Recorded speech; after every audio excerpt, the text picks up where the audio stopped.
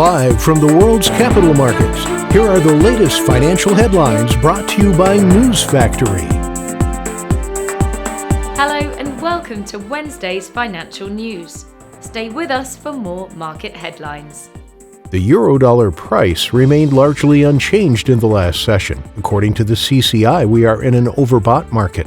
The dollar-yen pair traded sideways in the last session. According to the CCI, we are in an oversold market.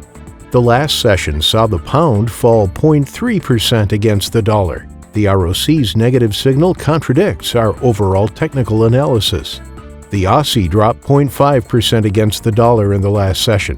The stochastic indicator is giving a positive signal. Those were today's major economic events, and now moving on to world financial headlines. Chinese delivery giant Meituan has raised $9.98 billion from a record top-up placement and a convertible bond sale as it doubles down on efforts to fight the likes of Alibaba Group Holding Limited. Stocks were down late in the session, giving up more of their recent gains as investors weighed the latest batch of earnings reports for clues about the health of corporate America. UK employers began hiring again in March as they looked forward to the reopening of the economy, according to official figures that bolster hopes the labor market is on the mend. Coming up, the choices from our chief analyst for today. Australia's Westpac leading index will be released at 0:30 GMT. Australia's retail sales at 1:30 GMT.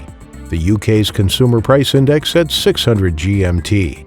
Germany's 10-year bond auction will be released at 9:30 GMT. Japan's foreign investment in Japan stocks at 2350 GMT. The UK's retail price index at 600 GMT. We hope that you've enjoyed Wednesday's market outlook.